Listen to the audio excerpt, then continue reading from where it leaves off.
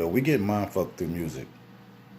And these companies, they getting paid big bucks to watch us degrade ourselves. No other channels, no other races even allow this type of shit to go on their stations because they're brands. They don't want to have that nonsense with their brands. But why is it that they could get paid? We don't own no recording studios. We don't own shit. Half the artists don't even own their own damn music. And they're using us as puppets. They're using you like a puppet to downgrade and to destroy black folks. I mean, this shit is mind blowing. Check this out.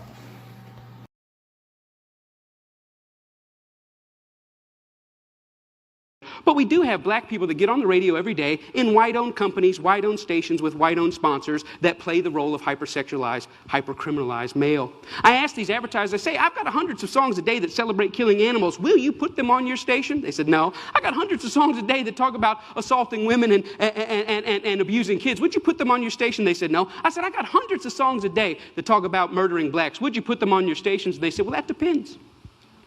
Depends on what? Who it's done by and who it's branded for. Because if we can get black folks to sing about it and we can brand it for our youngest black audiences, I think there's money to be made. I think there's American appetites to see these people that way.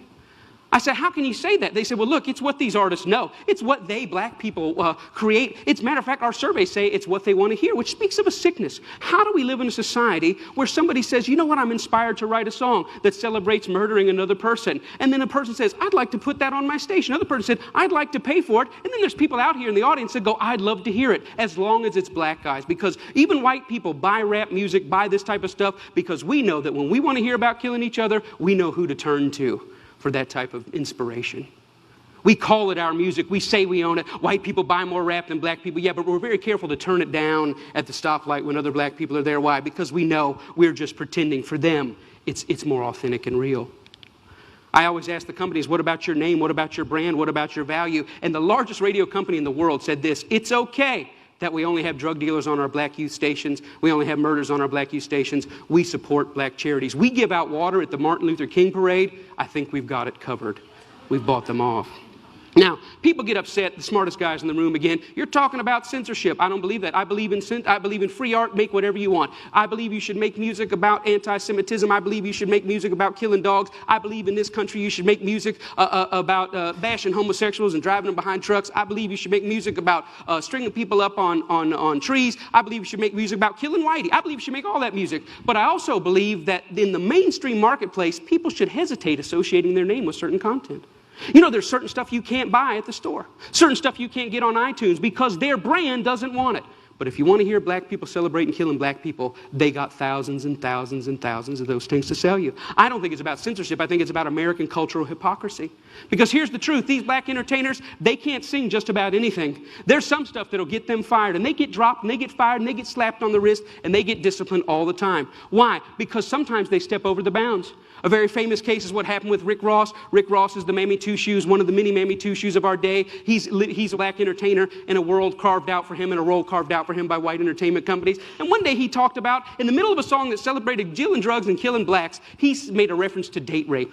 And when he made that reference to date rape, that set social media on fire. That got 100,000 petitions in 24 hours. Hey, buddy, date rape is no joke.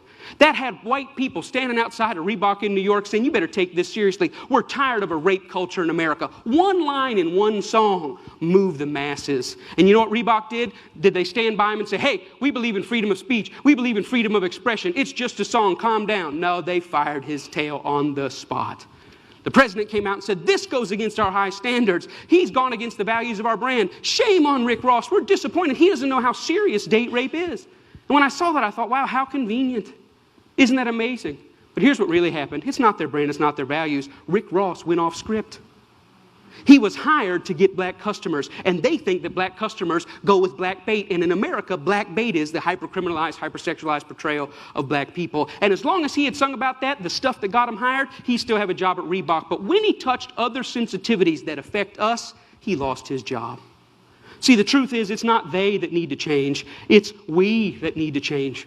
We created the lies. We created them for our profit. We own the companies. We own the record labels. We own the advertisers, and we keep putting it out. And it's this that's got to change. I thought about it. You know what? I wonder if White Mike could get anybody's attention on this. So I stood outside of a Walmart, and I said, hey, I don't think killing cops and killing blacks is very cool. And you know what? It only took 7 weeks of Mike standing out there, and they wrote a letter and said, yeah, we don't think it's cool either. We're going to pull our name off of that. The largest retailer in the world had never considered that maybe their commercial shouldn't be right before or after a song about young black men being gunned down.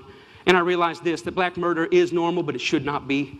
And I realized the importance at the coffee table, at every headline, every pastor's gathering, every family gathering to say, you know what, these black lives matter. It's not just another black kid. These are human beings. I'm doing my best in every way, shape, and form. Talks like this everywhere I can go to say, you know what, I was born in a world where black murder was normal. My kids were born into a world where black murder is normal, but I don't want to die in a world where black murder is normal. Am I 5 years or 10 years away? I don't know, but I'm screaming as high as I can. Let's feel this pain and let's lift our voice to tell the lies. They are not criminals, they are not deviants, and their lives are just as important as ours. Thank you very much.